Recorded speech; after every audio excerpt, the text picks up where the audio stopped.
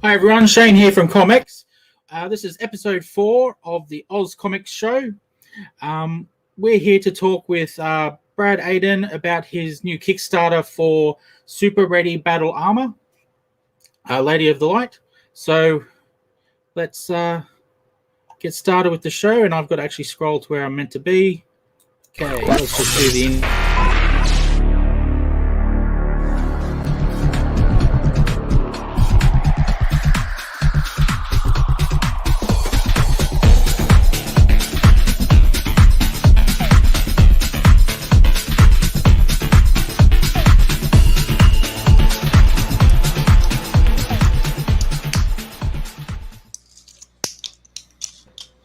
Hi, Jerome. Hey, man. How are you? How are you? Ready to talk to Brad? Yeah, doing good. What's up? Good to hear. Yeah, we're just ready to talk to Brad, so I'll just bring him straight on. We won't muck about. Yeah. Hi, Brad. How are you this day? Doing well. How about yourselves? Yeah, doing well, thank you. Doing awesome. Yeah, thanks. Excellent. Good to hear. Good to hear. So, just tell us a little bit about yourself, be it in the what you do with comics or just in general. Just a little snippet. So I've been a creative writer for many years now. Only probably about 5 years ago did I start actually actively producing comics. And as a day job, I work hospitality, and prior to that, retail. Ah, yes. I think we all have at some stage. Yeah. My first job was a trolley pusher, so... Good. I think everyone should work in retail or hospitality at least for a year. Yeah, agreed. Gives you a real understanding of what of how to treat people, I think. Yeah, good people skills. Yeah, agreed. That's it. Yeah. Cool. Well, what I might do is we'll jump onto your Kickstarter because that's what today's all about. Yep. So I should have had this ready. I always forget to do this.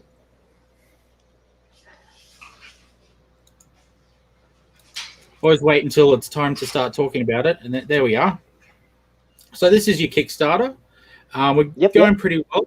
$1,317 out of your $999. Can't talk tonight. So just what, 600 off or so. So that's pretty cool. Yeah, it's getting very close. Yep, and still 18 days to go. So that's awesome. So plenty of time. So out there, anyone, the link's down the bottom. That'll get you to the Kickstarter. But we'll go through it so you can see what it is exactly that you'll be looking at now. And I'm in the wrong, it's not letting me scroll. So this is the cover. Anything you want to talk about there, Brad? The cover? Anything in particular? No? Okay. Drawing a massive blank. No, that's cool. Who are the characters? So we've got BA and his sister Eclair. A little bit of sibling rivalry going on. Nice. And the old adage, you shouldn't judge a book by its cover. Unfortunately, that's not necessarily the case. Everyone always does. And so it's always good to be thinking about something exciting or titillating to really grasp that first sort of glance and draw the readers in, which I think Lewis has really done well with this cover, like he does with most of them anyway. Yeah, awesome. Yeah. Here's a few. There's the previous issue. So this is issue 4. So 1, 2, and 3. Are they available in this? They are, absolutely. Awesome. Both physical and digitally. Excellent. So anyone wanting to catch up who hasn't come across you guys before, this is the perfect Kickstarter to do that. So that's awesome. And further down, we've got some preview pages. The lettering is unfinished. Yep. Page is not final. Yep, cool. Says it there. Yep. As you can see with this last page, it's a little bit rushed, but that will be fixed up moving forward. Yep, cool. And we've got our first big double-page spread, which I'm super excited about. I think it looks fantastic.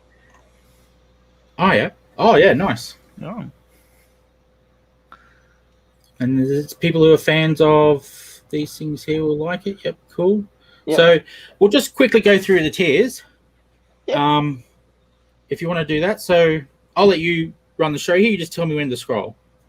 Easy done. All right. So first up, we've got our digital tier, which is starting at only $5. So if you prefer to read your comics on iPad or Android or whatever have you, we have that available for you. Our next one down is our physical print edition, which is always going to be my favorite. It's probably the first thing I do when I crack the box open and just flick through and have a read of the comic, because even though I've been working on it for hours, it still feels different when it's in your hands. Yeah. Going down a bit further, we've got the issue 4 with the script of Lady of the Light, which there will be some discernible differences between the two, because things always end up on the cutting room floor. Yep, that makes sense. That's Yeah. true. And then we have our first digital bundle, which has all 4 issues. So if you do need to catch up, we've got all of them there for you.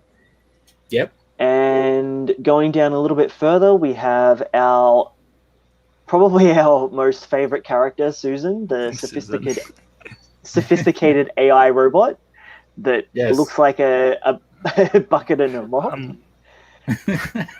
I love that. I was watching your interview. I think it was last week, and I was you're talking about Susan, so that was really funny. Yeah, her and Insanus are probably like my favorite characters to write, because they're just so wacky and just off the wall. Yeah. And for the first time ever, we have our first enamel pin, which again is of Susan. Nice. And then moving down a little bit further, we have our retail bundle. Oh, okay, that's interesting. Yeah, has 5 issues there, which if any stores do want to stock my comic, they can. And if they want to get in contact with us for the previous 3 issues, obviously feel free to do so. And our physical collection of the all 4 issues with the Susan pin for $40. I just realized that I haven't been talking about the prices. No, that's cool. That's cool. And then the big one, which gives you, I think it's 17 different comics. So you've got the first 3 issues of Super Ready Battle Armour, issue 4, the 6 issues of The Talking Bread, and the Rise of the Talking Bread anthology series, which is a collection of short stories based in the Talking Bread's universe, written and illustrated by a bunch of different Australian authors and writers, myself included. Nice. And the ongoing series In Purgatory, all of which are under the Halftone Productions label. Yeah, and that's the digital pack. Awesome. Yeah. And just of course, below that one is the physical version of the exact same thing. Exact same thing. That's awesome. I actually have all of these. And they're great fun. So for anyone out there who hasn't got any of these, that would be a great tier to jump on board. That would be awesome.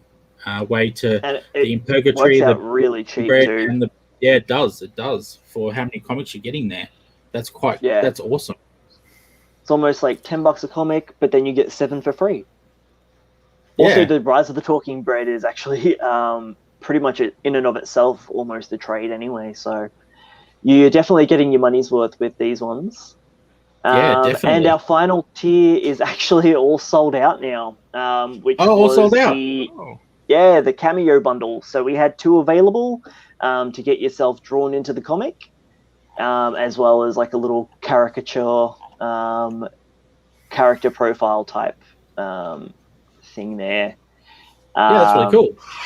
We like to do that with the last couple that we've done, just to make our audience feel like they're a part of the universe as well. And there really is, I have worked out a way that it all kind of ties together, so you can technically be in the comic, even with like multiverse and whatever else. So it all works canonically. Oh, nice. And then moving on, we've got our add-ons, which then, if there's anything from any of the bundles that you wanted to add on to one of the pre-existing bundles, Kickstarter's made it so easy to do it this time around, where you can, say, just pledge for the, say, Susan pin with the issue 4, and if you've already got issue 1 and 2, you can add in issue 3 to fill out your collection. That's awesome. I didn't know it did that. That's really cool. Yeah, it's really cool, and it was really easy to set up, which I'm very happy with. Yeah. Because I think in the past, the way that people were having to do it was through BackerKit. So it was kind of almost double handling. Oh, yeah, I saw when people were doing their postage through that as well, and it was kind of annoying. But now that they're doing it in here, that's a really cool way of doing it. Yeah, that's very handy. And, oh yeah, here's characters. Yeah. Oh, no, these are different art than I have, so we'll go through these. So the ones that I have sent you are the individual versions of, but we can certainly still go through the Oh, no, okay, if we've got them, I'll go through the art separately then. I just didn't recognize these pictures here, that's all. Yeah, no, I didn't send you those four, but so I have a bit of a creative team that I work with. So we've got Lewis that does the main illustrations for the comic, and a couple of guest artists that come on to do little side stories that are still a part of the universe, and posters and other illustrations like that. So we've got Logan French, Kieran Jack, and Mijin Prenzler, who all help me out, as well as Lewis Roldan. Okay, cool. Yeah. And if you scroll down a little bit further, we've got the creative team. Nice. In this issue, though, we're doing it with the three of us. At this stage, I don't have anything else to say about who may or may not be working on this issue with us. Oh, we have one stretch goal still remaining to be announced. Oh, okay. Well, then, come on, people, get on board. Actually, let's get that stretch goal happening. That's it. And we also have an announcement to make tonight, too. Ah, yes. Would you like to do that before or after we go through the characters?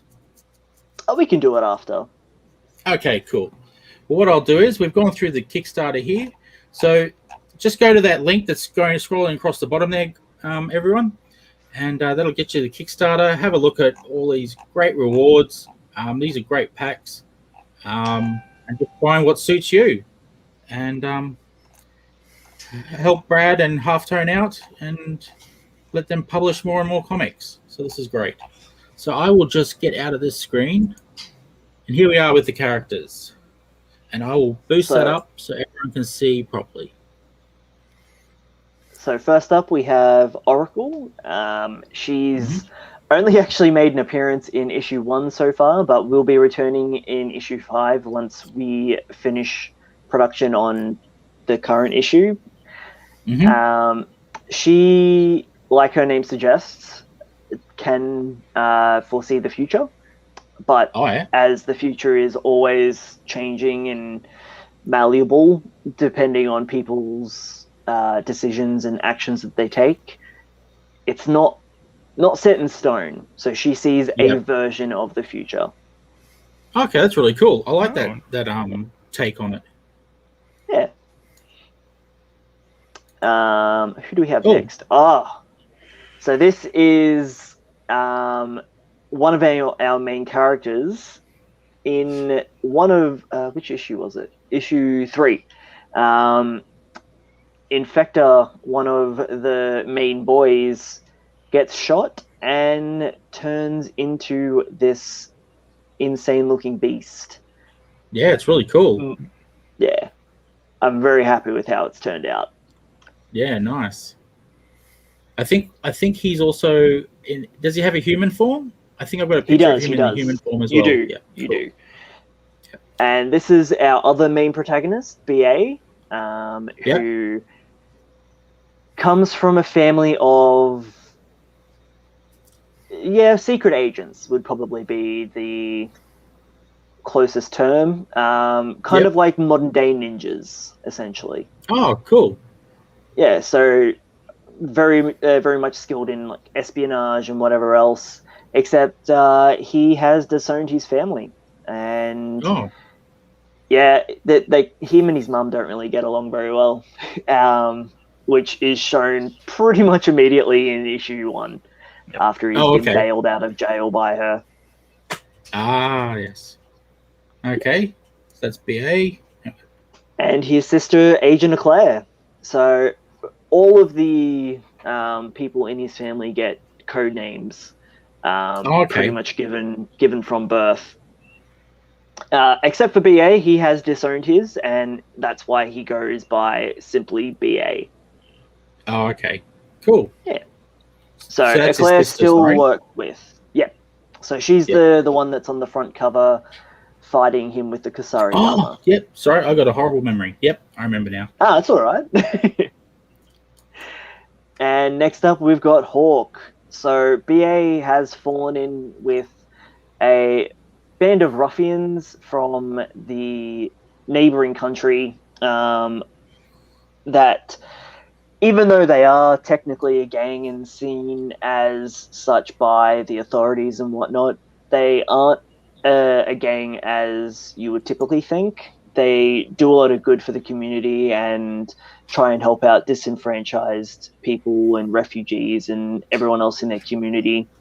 Kind of like if you think back to like the eras of like early Americas, where a lot of the Europeans, even here in Australia, a lot of the like European families coming over, and they would all kind of group together in the almost like cul-de-sac areas, kind of like that. I guess you could kind of call the gang almost like a pseudo local government, almost. Yes, I get what you're saying. Except they aren't afraid to get their hands dirty for people that they care about. No, that's really cool. Okay, who we got next? And I've been clicking on the wrong screen. There he is. That is Infector. So the beastly looking boy you saw before, that is his human form. Oh, no way. Yeah. Okay, cool. Yeah. So Infector has been born with a very unique ability to bring people back from the dead. But more specifically, he can control the ebb and flow of life and death energies. Oh, cool. So technically he can heal wounds and things like that, but there is limitations to his abilities, as you would imagine. Yep. He uses his own life essence, but there is a caveat there for his abilities. Okay, cool. And also bringing people back from the dead doesn't necessarily have the best consequences either, as you could imagine. Oh, yes, of course. Yeah. Yes, nice. I like when you tie that sort of stuff in. Yeah, nice. And this is Iron. He is actually the head of the gang that we were talking about, the Iron Weights. He's kind of like the father figure for the whole ruffian tag group that is the Iron Weights, and he keeps them all in line. Okay, cool. Yeah. Oh, and this is Sam. This is BA and Eclair's mother, the one that he doesn't get along very much with. Yep. There's not a lot to say about her just yet, but she is plotting. Okay. That's cool. Yeah. And one of our other main girls, this is Violet. She is BA's love interest, was just trying to Okay. think if I could give that away or not, but it's pretty obvious from issue 1 that he is a bit smitten with her. She's also a part of the Iron Weights gang. She's their mechanic / engineer that also dabbles in a bit of sewing. I was trying to think of the word, but it just escaped me. And this is Hoshi. This is Infector's and another character that we haven't quite got to yet. Old family friend. He lives in an old folks home. Unfortunately, he has developed a bit of dementia, which can only be reverted thanks to Infector's abilities. He can't necessarily rewrite things that are predisposed to happen. He can only repair. Yep. Okay. And this is the other character I just mentioned. So this is Professor Insanus. He is the inventor of Susan and Infector's legal guardian, and a complete whack job. Nice. Yeah. This is one of our main villains. His name is Mikola, and he comes from the same country as Iron does, as well as Hawk and Violet. Okay. He's a bad dude. There's not much to say except this is Pandora, and she is adorable. And it's Infector's pet red panda. Nice. Yeah. I think we've got a cover here, is it? Yep. So this is the cover that we did for issue 2. BA donning his super ready battle armor, as it were, the title. And that there is Infector's death arm, which he uses to either absorb or inject. Inject's probably the right word. Death energy. Oh, okay. Nice. Seems like a friendly guy to get to know. He is. And here he is using his abilities to... That's it, to heal and revert Hershey's... dementia.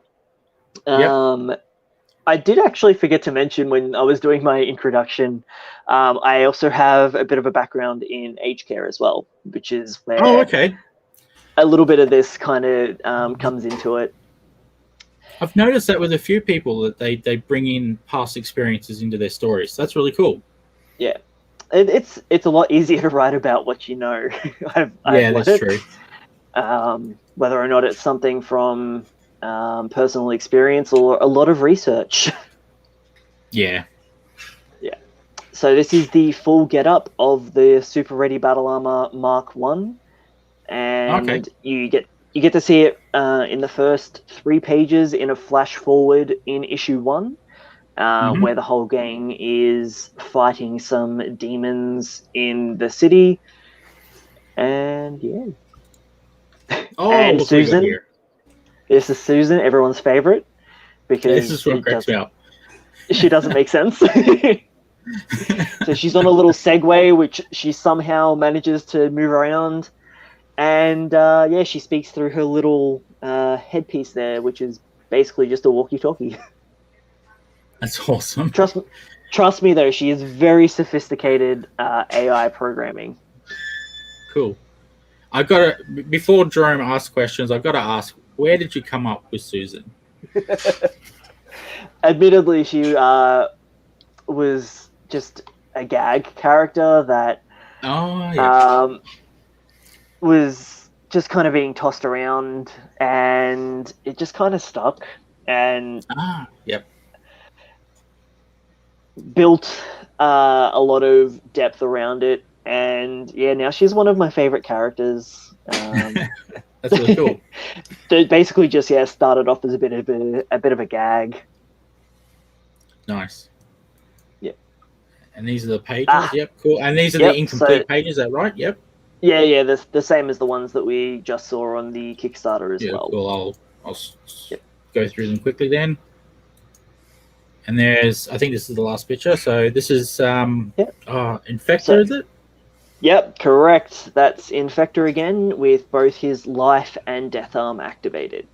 So if you remember Wow. from the original picture of him in his full beast form, he had the blue arm.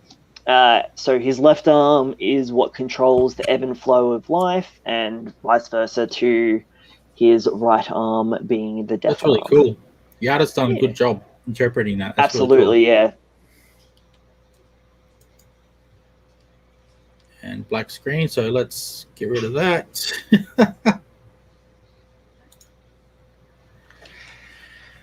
Cool, thanks for that, Bradley. That was nice to go through all the characters there. So if anyone's thinking about getting to know these characters a little bit better, the link's scrolling across the bottom there. Go check out the Kickstarter. That'd be great if you could go do that. And I'm just going to bring that. Sorry, chat amongst yourselves while I do some technical stuff here. Cool. So yeah, so I will let Jerome off his leash and ask you some questions about the Kickstarter and yourself. Yeah. Okay. Okay, Bradley. Yeah, I've seen the work that you did, and it's quite awesome. Gotta say that first. You and Luis are doing so good. And so, first questions. What's your inspiration behind Super Ready Battle Armour? Why decide on having this type of story? So when I was really, really young, I had my first brush with death, and it's kind of always left a mark on me, partially because it's not something that was ever really resolved. So when I was about 5 years old, I got diagnosed. I caught a viral infection, and then was diagnosed with viral myocarditis, which basically left my left ventricle in my heart very scarred and extremely swollen. So when I was that young, I had basically my heart was the size of an adult's. Which wasn't ideal. And so moving forward a couple of years, I had another dip in my health, where my heart rate dropped ridiculously low. Had my first pacemaker implanted at the age of 7, and just kind of was using creative writing and video games and cartoons as a bit of an escape. And fast forwarding a little bit past that, I got heavily into anime and manga, and just kind of thought, like we were talking about earlier, talking about what I know, and that fear of death was such a prominent part of growing up, because, like, as much as I love the concepts of the afterlife and whatever else like that, when I have come so close and other things like that, I don't really remember anything, so that unknown is terrifying to me. Which is where Infector's abilities come into it, with his ability to basically defy death. That's essentially where the inspiration behind the whole series kind of came about, and it kind of all grew around Infector and his abilities, and all of the characters kind of stemmed from that one idea of a superhero that has the ability to defy death itself, while also helping others. Yeah, that's super cool. Actually, I wish there was there was Infector when I was younger myself. Yeah. Yeah. I mean, I know the feeling, man, because I was the same when I was younger. So I had life-threatening dengue for almost 3 out of 4 years straight. So Wow. it was a bummer. Yeah. This episode's getting heavy. Well, anyway, so when you were yeah, okay, let's go on let's go for something light then. And when you had the concept of Super RBA in your head, so what made you decide that you want it done this style, what made you decide that you want it to look like a manga? And because I can clearly see the manga influences, and it's very Japanese in form. I sometimes catch myself reading from right to left, to be honest. I know, I do the same thing when I go and reread like the completed issues, because pretty much all I read nowadays is manga, because I read way too many series at the moment that I don't really have time for anything else. That's pretty much the main idiosyncrasy of it. And I was very close to having it even laid out the same as a manga, going from left to right, but I didn't want to come off as too much of a poser, especially because like it is out, like my main audience is going to be Australian and English speaking people, so it just kind of made more sense to have it going from right to left. But it was very close to being traditional manga in its form as well. Oh, okay. But yeah, to fully answer the question, I'm obsessed with anime and manga. Good answer. Well, which ones influenced Super Ready Battle Armour? I mean, which manga and anime? In its early stages, it would have to have been Fooly Cooly. That's a title I don't hear very much. Yeah. Yeah, it's definitely definitely old school now, and I feel because Fooly Cooly was such an interesting project that hit really different at a very impressionable time of my childhood.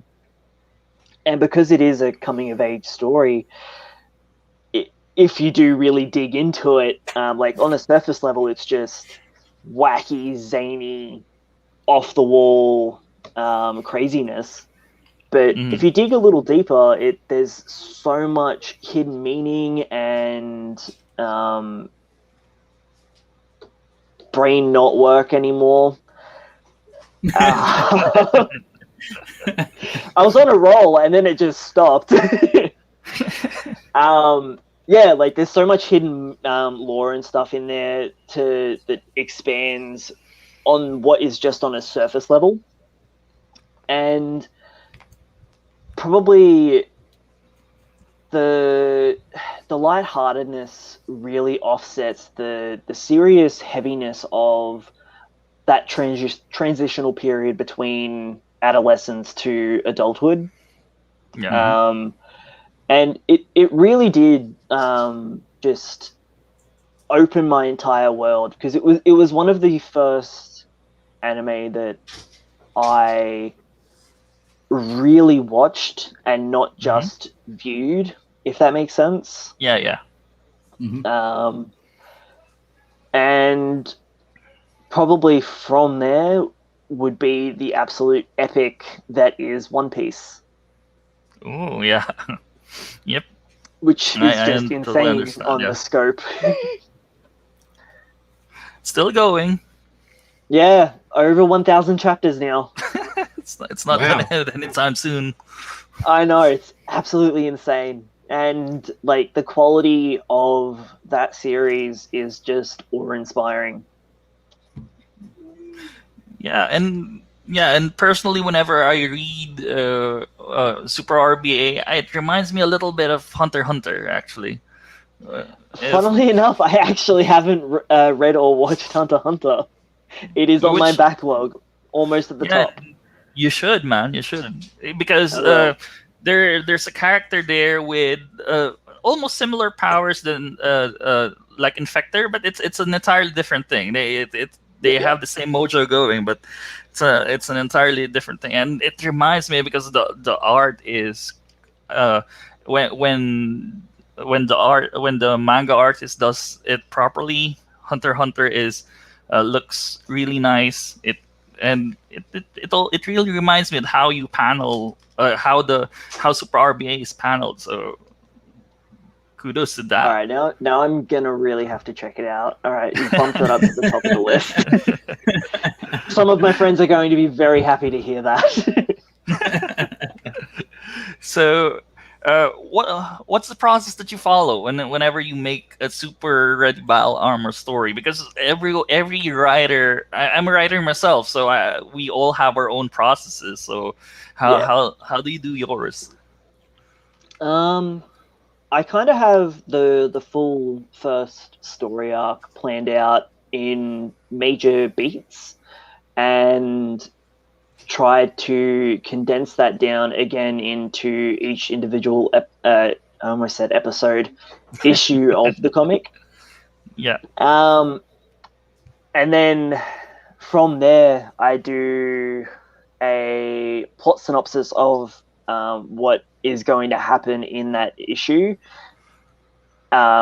essentially breaking that single beat of the story down into a couple of other smaller beats, and then filling it all out. And because I've spent so much time with the characters, I kind of just let them loose, and they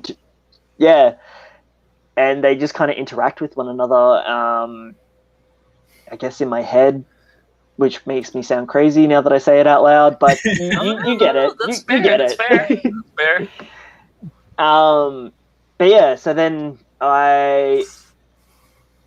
it's been a bit of an interesting learning curve. So I have done 4 issues with this version of Super Ready Battle Armour. But going back a few years, I did actually do a pilot version with a completely different artist before we were signed up with Halftone Productions. And when that did happen, it felt like a good opportunity to revamp the series. And me and the previous artist had creative differences, and we parted ways. And it just everything felt right for that at that point to reboot it. Cool. But previously I would literally just there was no structure to my scripts. It was just word vomit on a page, and credit to my original artist that I was working with. He didn't say much about my word vomit, and he turned it into a comic. But working with Lewis has really made my writing / script writing evolve. I do all the breaking it down, basically storyboarding in a Word format, and give him the art direction, break it all down into the paneling, roughly how many panels we're going to go with, and then once I've kind of got it to a rough 20 pages, hopefully, that's probably the hardest part, is making sure it's in that sort of constraint of 20 to 24 pages. We then go straight into production, which is then sent off to Lewis, and he starts illustrating in the sketch format, sends it back to me. I then approve or ask for adjustments, which honestly, most of the time, most pages, there's very little to change. He's very good at... Sorry about that. That's on Jerome. That's all good. My phone buzzed earlier when Shane was doing the intro, and I was like, "Oh, we're just going to quickly put that on silent." So I forgot I mine. almost Nobody had really the same calls, mistake. Yeah. But yeah, and then there's not really much in the process that needs to be edited. Occasionally there will be I've put too much in one page. Generally it's too much. It's never not enough. Yeah. I think it's the typical curse of the writer for the artist is that the writer always puts too much on a page for the artist to draw. Yeah. Yeah, true. I think there's the one, there's a comic like a comic strip, that's the one I'm after, of a panel of an artist and a writer talking about the production costs of a TV show where you have an entire space armada versus the cost to it being in a comic, and then the artist strangling the writer. It's just it's like across the board. We just always seem to want to cram too much onto a page. You can only imagine, you know.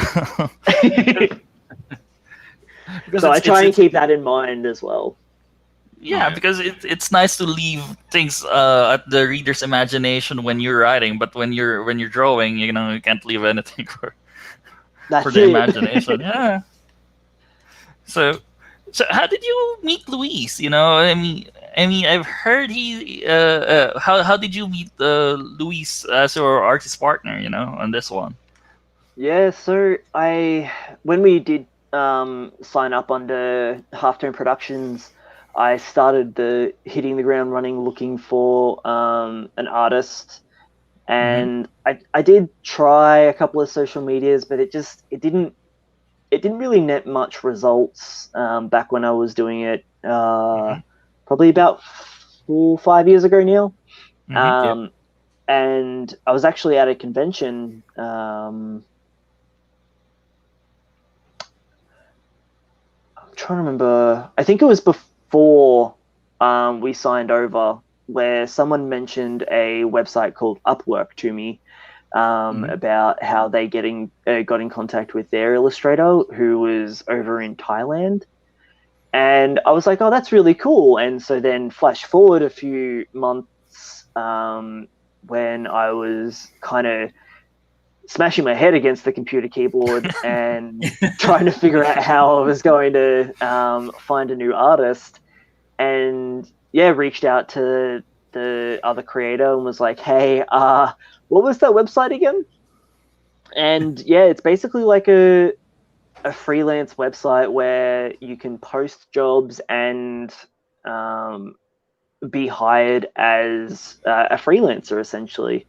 And so that's how I met Lewis, after doing a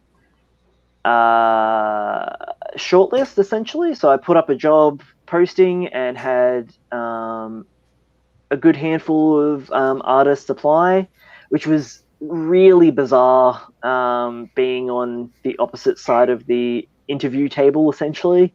Yes. Yeah, it was definitely an experience. And yeah, shortlisted it down to Louis, and here we are, essentially. Nice, and that's how I met Shane as well, actually. So we have parallel stories. Yeah, there we go. So, what's this? What do you like about Louis' art style? Because I was listening to one of your interviews with at Halftone Effect, and you compared his style with the late 80s, early 90s manga and anime. So, how did his style fit? How did you determine that? Okay, Louis will be my artist. So, honestly, when I was shortlisting, I got I think it was about 4 or 5 different artists to do just like some rough sketches of a couple of the main characters. I think it was BA and Infector, and all of them didn't do rough sketches. They did like full, like black and white, perfect. I was just like, this is not what I was asking for, but wow. Yeah. So they were just like went full all out and just like, we want this job. Here's what we can do, sort of thing. And yeah, I was just blown away by the rendition that Louis did of Infector. He was completely jacked, and the death arm that he did just looked incredible. And It does. I just fell in love with it. I was just like, this is him. This is the guy. Awesome. Yeah, true. That's pretty much it. If anyone shows me that the death arm and the life arm too, so that I would likely have the same opinion as you about Louise, you know. Yeah. So how yeah, I think you already answered how you coordinate with Louise with your team to match your vision of the overall art. So what kind of challenges do you experience during the entire process? Because let's admit it, it's not always sunshine and rainbows during a production process, you know. Honestly, like I'm very lucky. He is extremely patient with me, and I don't really have to be patient with him because he is just perfect. And I mean, probably the biggest one at the start was there is a bit of a language barrier where Lewis is from Bolivia, and that also comes with the added bonus of time zones. Yeah, That's probably the absolute biggest. Is what, Eastern time? So, yeah, roughly. I think it's roughly about 12 hours difference, roughly. So essentially, when we're asleep, he's working hard on the comic. So then I get to wake up to fresh pages, and it's honestly amazing. It's like the best thing to wake up to, and I then give him feedback first thing in the morning, and either we'll get something back within a couple of hours or the very next day. Oh, nice. Okay. Yeah. And that's cool. I rarely hear of people knowing. Well, South America loves their anime and manga, so it's actually not a surprise. So, is there any? Is it just Louise that you bounce your ideas with, or do you have a group of people online, or maybe an offline group of people that you chat with to bounce around ideas? You know. Yeah. Look, most of the initial kind of planning and ideas was formed in that first production in the Elseworld stories. But more refined since then, obviously. And kind of in the present, I do probably the majority of it myself, and I will bounce the first draft of the scripts essentially off my partner and the rest of my creative team, so Kieran, Logan, and Mijin, who all give me quite scathing feedback. I'm just kidding; they're very nice about it. But sometimes I don't get any feedback. I'm like, "Come on, guys, it's not perfect. I know it's not. I think it is, but." So sometimes I do have to tweeze some opinions out of them because I think they're being too nice, but you do get that on the big jobs. Yeah. Sometimes you need somebody. Sorry, you go. No problem. I mean, whenever you write something, sometimes you need to squeeze somebody's arms or them to be honest with you, you know? Yeah. I mean, it is nice that most of the people that I do bounce the ideas off are either like-minded in the way that we all are pretty heavily into anime and manga to some degree, or Western comics. So there is that bridge from East meets West sort of thing. So Nice. even though it does look like manga, there are quite a few Western inspirations to it as well, in its writing style, and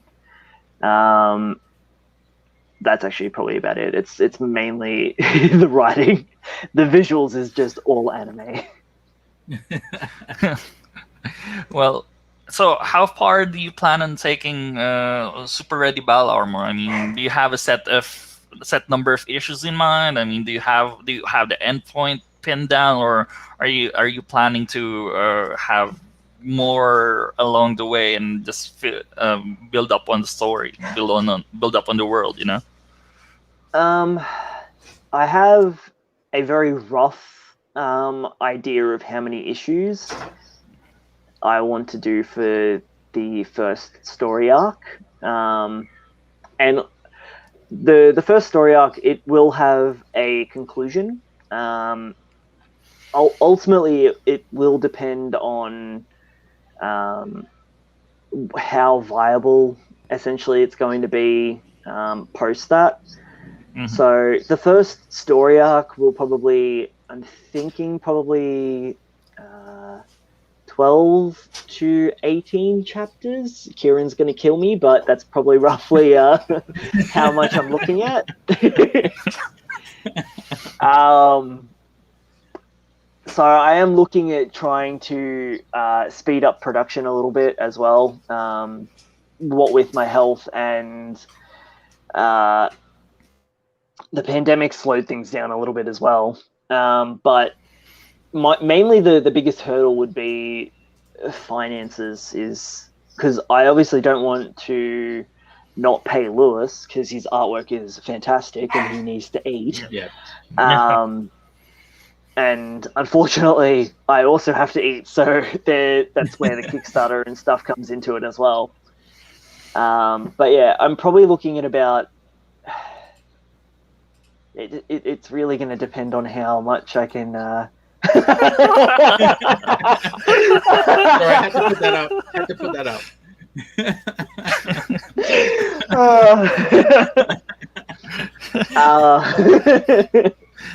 Someone's gonna get the talking to. I'm probably going to get a phone call after this, yeah.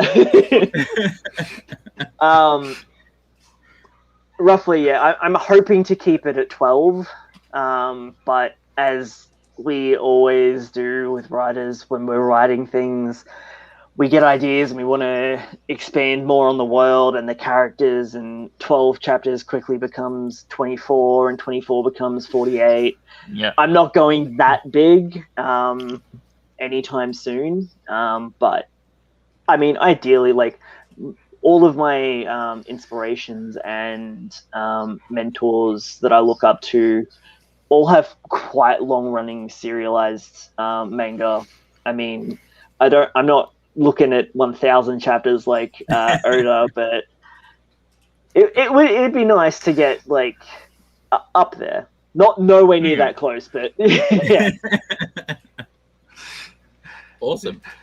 That's good. So, how about this? Do you have any specific tools that you commonly use to write or plan your the comic books? I mean, are you the type who gets flashes of inspiration about your story, or you're the type who likes rigid stories that, okay, I already know what I want? So, I'd probably say a healthy mix of both. Mm-hmm. And when I do have those, because the majority of it is kind of, this is what I want to do, and this is how it will be laid out, sort of thing. Mm-hmm. When I do get those flashes of inspiration, and I'm like, oh, that is really cool, and it works, except for this little bit, I then try and brainstorm and, like I was saying, like you mentioned before, try and bounce those ideas off others to see if I'm just not trying to wedge in a cool idea that doesn't really fit narratively into the whole overall plot structure of the story. Mm-hmm. But Yeah, I'd say a healthy amount of both. Yeah. Okay.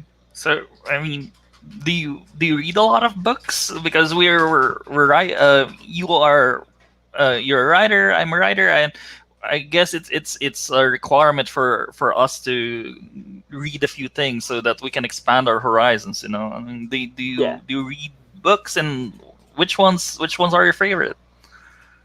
So when you say books, do you mean specifically no books with no pictures, like novels? Literature. Doesn't matter.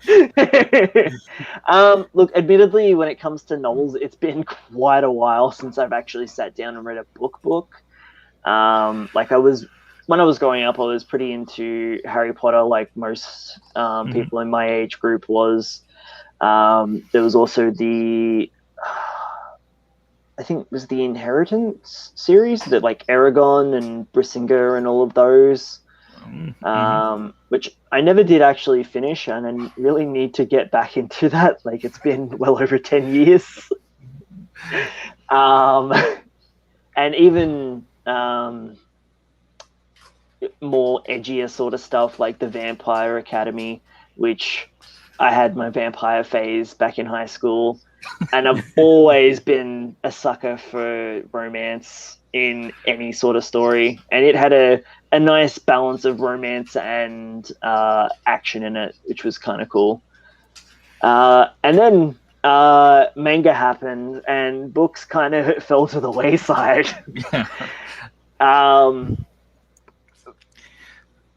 Where to start? Like I've mentioned earlier, One Piece.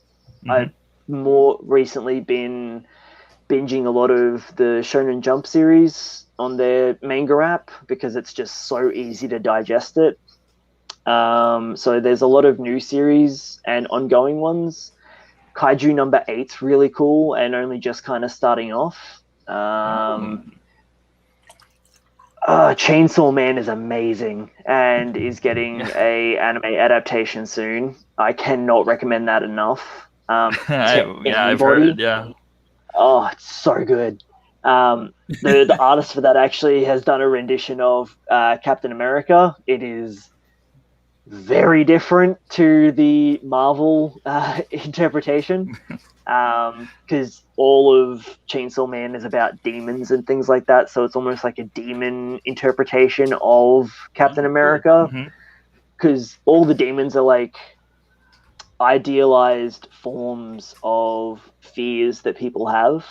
So there's the gun devil and the bomb devil, and Chainsaw Man is the chainsaw devil. And so then there's the America Devil, which is Captain America. Which you're making me interested in this. Oh man, it's so good. Get on it. But yeah, like there's so many. Like I counted the other day, and I'm like currently ongoing series that I'm reading. There's probably about 30. Which is really sad when I say it out loud. That's gonna burn out your time, man. I know. So I'll leave it at that. Go read Chainsaw Man and One Piece. Yeah, and if we talk in the future, I'll give you recommendations for Japanese light novels, man. I promise. Actually, I have read a couple of Japanese light novels, like the Death Note light novel. The Los Angeles Beyond Birthday Murder Cases is really cool and a really awesome extension of the Death Note series. You gotta read Overlord. All right, I'll read Overlord. After I read/watch Hunter x Hunter, so you're a man of my own cloth, you know that. So, we are men of culture. Yeah, true. So is there since you love manga that much, let's go to Australia then. Is there an Australian comic book creator that you would want to work with in the future that you haven't worked with before, if anyone? If you can narrow it down. Yeah, if you can narrow it down, you know. I would really like to work with Kai Link he's a manga artist who has done a few different comic series before. He's done the like convention circuit for quite a few years now, probably as much as I have, if not longer. And his style is very much in that sort of manga feel as well. I just I'll have to afford him. That's all. It'll happen. Yeah, it'll happen now. That's it. In the future. Yes. Yeah. So I might as well omit asking you about your hobbies if you're not making comic books, because I think it's manga. Yeah, look, it's manga, anime, and video games, pretty much. the typical weeb lifestyle. Yeah, true. We're all into that weeb culture, you know. That's it. So, in the past interview, one of our favorite Australian comic book artist, Isaac George, once told us that he hates drawing faces. But of course, you're a writer, so I can't ask you that. So, is there? Sorry about that. My husky's being extra noisy today. So, yep. So, are there parts of the story that you sometimes feel like it's a chore to work on? I mean, do you ever get the feeling that okay, this part is a chore to do right now, so you'll just brush it off until? Yeah, look, I wouldn't necessarily. It's hard to say that it's a chore, because it was interesting and fun doing the research side of it, but action scenes are hard. So there's been a lot of drama and build up so far in the first 4 issues.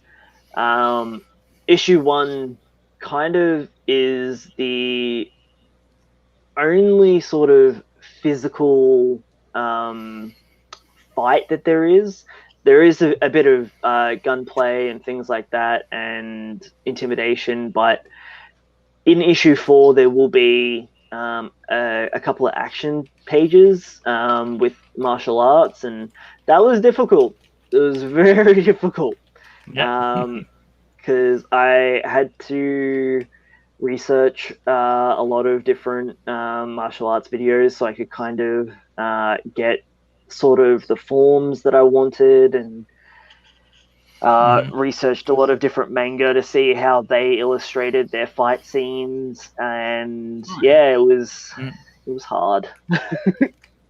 But it wasn't necessarily, it was a good hard. It wasn't necessarily what you'd consider a chore. Yeah, you learn something on the side, you know. Yeah.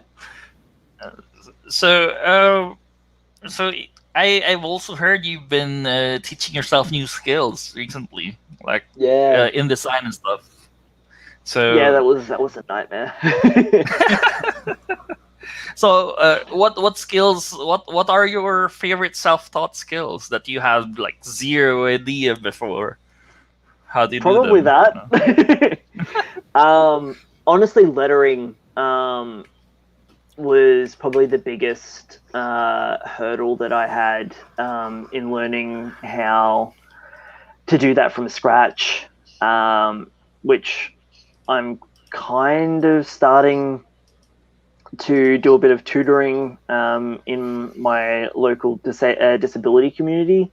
But we haven't quite got there yet, so I haven't been able to pass on the lettering tips and tricks.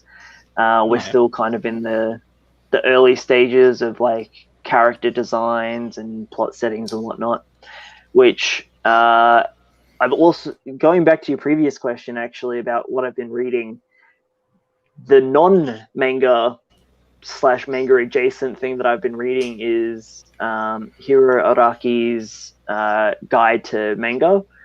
And for anyone that doesn't know who he is, he's the creator of JoJo's Bizarre Adventure, which has been an on-running series from like the mid-'80s, I think. So like, and he keeps iterating. So it's spanning over a generational line of a character that has a name that can be condensed down to JoJo. So you've got Jonathan Joestar, who is the first character, who is the first JoJo. And then the second iteration of the series then is his grandchild, and then his child, and so on and so forth. And he's been doing manga for quite a few years, so it's interesting to get that insight, and then pass that along in a teaching aspect, because it then reiterates it deeper into my own knowledge in both creating characters, world, and then layouts, and even on the art side of things. Even though I don't practice it myself, it's very interesting and helps in the whole creative design aspect of what I am going to be telling, or asking, I should say, the illustrators that I'm working with in the current or next issue. Oh, okay. Yeah. So it was kind of all over the place, but I hope that answered the question. No, it does. It does. It answered a few questions. Yeah. So I guess that's about it for me. How about you, Shane? Yeah, I was going to say, I was about to butt in anyway, so I was going to say, back to the manga we want to talk about, or manga-ish. Super Ready Battle Armour. Everyone, go check out the Kickstarter. The link is down the bottom there. Go check out what Bradley's working on at the moment. Find a tier that's comfortable for you. Get the things that you want, and yeah, definitely support this. This is a great Australian comic book, so definitely. Now, we have a reveal apparently tonight. We do. I've got it up on the screen, so I'll let you introduce it, and then I'll bring it up. No worries. We have our first ever variant cover, done by our illustrious graphic designer Kieran Jack, who is possibly going to murder me after this interview. Of our trio of characters, in Sanus, Susan. Oh, actually, there's 4 characters in there. Whoops, my bad. Yeah, you got the little red fella. Yeah, Pandora. That I forgot about Pandora. Yeah, I thought that's on your spot. Yep, and Violet as well. So this is the variant cover for issue 4, Lady of the Light. Let's bring it up full screen. Nice. He definitely outdone himself. Well done, Kieran. Just keep getting captivated every single time I see it. It's so good. I love it. Chef's kiss. Oh, that's very Kieran. Yeah. Yeah. Susan there. Gotta love Susan in the picture. Yeah. That's it. And for anyone that's wondering, the Japanese text on the side actually is the title. So it says Super Ready Battle Armour in Japanese. That's cool. Yeah. You beat me to the question. Thank you. I had a feeling it was coming. I was about to ask. I said, "Do these symbols mean anything?" But it's it's an actual, it's a language. Awesome. How very ignorant of me.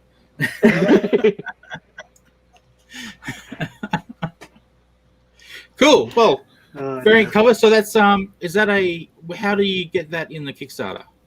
So there will be a tile that will be added to the Kickstarter for a visual representation of it, but it's already actually in the tier list. Smack bang, actually I think it's right up the top, just underneath the printed version of the comic. You can back it for $10 to get the variant cover, or in the add-ons section. And the add-ons, so yes, gotta love those add-ons. That's it. So if you already have the first one backed and you would like the other one as well, you can then go in and add in the variant cover for collecting purposes. Yes, definitely, and that's what everyone should be doing. I think I'll be doing that as soon as this finishes. So that'll be awesome. Awesome. Cool. Well, oh, what are yeah, there's the full link for anyone who doesn't want the short link. I don't think I can copy that in. That's good for anyone who's in Facebook at the moment. They can go directly to that link that Halftone just put in there, rather than trying to type in the one that's scrolling at the bottom. So thank you for that, Halftone. I should probably no, it doesn't let me copy it. So that's annoying. So talk among yourselves. Sorry about this. I'm very, very professional. No, it's fine. It's fine.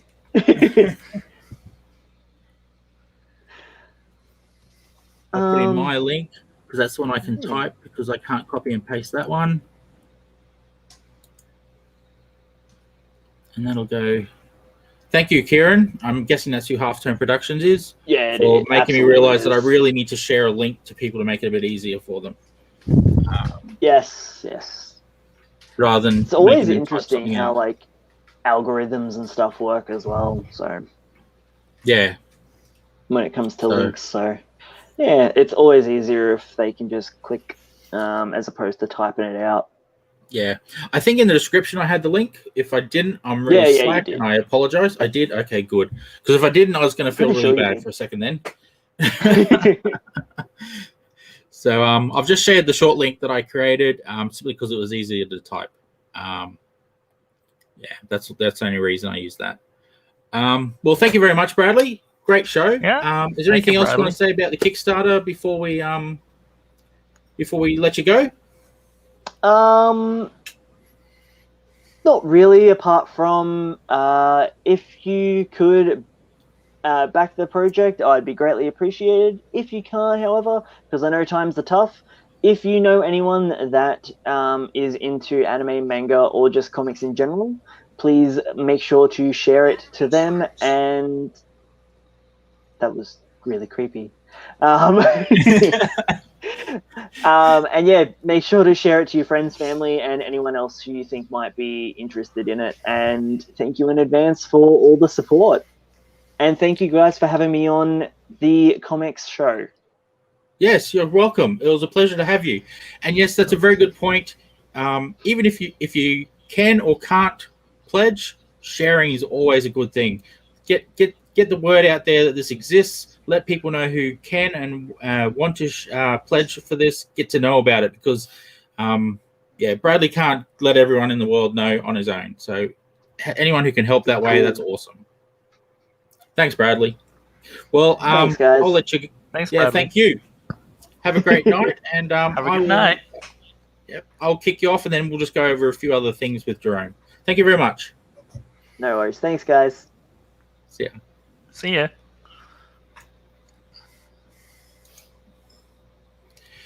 Okay, Jerome, we'll do our usual thing here, and I will need to change screens now, and I'm not prepared at all. How unlike me. I'm noticing a pattern. Like we always say, it's gonna go away eventually. Yeah, it'll. What we'll do, we did current Kickstarters last time. What we'll do is we'll do upcoming. So I think I have got the link in here. So we'll just go to this for a second. So if you're wanting to know the upcoming Australian Kickstarters that are coming to Kickstarter soon, which are only in pre-launch stage, this link will take you there. So if I just share my screen, we can check out some of the ones that are coming up sometime soon. These, of course, don't give the release dates. We just know they're coming soon. So we've got Adventure Illustrated 2. So that's pretty cool. I'm looking forward to that one. Angry Squad, Viva Los Angry, which is, I guess, is the next story after, what was the last one? Code Angry, I think it was. Yeah. Crucifix Executioner, Revenge Volume 2. That's looking pretty cool. I've seen a bit of marketing for that on social at the moment. XTT Monsters Anthology. We might be talking about this in 3 weeks with Sean. I'm probably putting a bit of pressure on him now because we didn't agree to that. Enmity, is that how you pronounce that? Yeah, it's enmity. Enmity. We're actually going to be talking to Morgan. I don't know if it's next week or the week after. I think it's next week, actually, about this particular. That's really bad. I'm forgetting what issues of what. And then we've got Exilium. Yeah, Exilium. This is a cool one by Ben Slavic. I won't try to go over who the team is in my head because I could be wrong. We've got Young Rufus Adventures. This is looking pretty cool. I've seen a bit on social media about that as well. Yeah, it's very cute. I was actually watching a live feed of Lauren Marshall doing some art for this one, actually. And Terra Olympus volumes 1, 2, and 3. In other words, it's 3, and you can get 1 and 2. I like that they're letting everyone know that you can get, if you haven't come across this before, you can get the earlier issues as well. So that's pretty cool. Yep. I'm not sure when any of these are coming out, but what you can do is you can go to this page. As you can see by the saved everywhere, I have saved all of these. Let's just unsave one so you can see what. Notify me on launch is the exact term. So you click on that and you'll get an email when it launches. So just go to that page, check out the ones that you have interest to you, and you'll get notified when they get released. So you can be like me with, I think it was the 13th Labor. I was notified and I got straight on there and I was back at number 1. Yes, I'm the winner. So you just go on there, go to that link. That link is handy. It will always take you to the upcoming Kickstarters. So use that link. I haven't made it for fun. Well, I have made it for fun, but also use it. And so what I might do is if I click this, it'll go to all the current Kickstarters. So just one last little pitch here. Check out Lady of the Light, Super Ready Battle Armour. And support it. This is a great comic. We've done reviews for 1 through 3 already over at comx.net.au, so you can find out a little bit more about the story. But more to the point, you can get 1, 2, and 3 with 4 on this Kickstarter. So that's just awesome. So if you haven't already collected them like I have, that's why I'm only getting 4 at the moment, although it looks like I'll be getting 4 in a variant cover now that I've learned about that. So that's pretty cool. Check it out and support this great comic. I guess I'll just press this button here. So that's it from me and Jerome tonight. Thank you very much for joining us. Thank you, guys. Thank you for putting up with my constant ums, and and I've noticed I'm doing ands now as well. I don't know what that's all about. I'm trying to replace the ums. And thanks for putting up with my dog. I'll share this, but it's in Facebook. Anyone who's watching this on Facebook, that's a bit of a I can't really and I can't copy and paste it, unfortunately, into the other places that are watching. But so I'll find out what that link is, and I'll bring it over to the YouTube channel as well, so people can see it there when they rewatch this. Thank you very much, everyone. Have a great night. And good night. Good night, Jerome. Good night, Shane. See you next time. See you next time. And that's what I was going to do tonight. Let's see if... Oh, man, I'm pressing all the wrong buttons tonight. Okay, so see you all later. See you guys. Thank you. And this show was brought to you by... Yeah, I've always wanted to say that.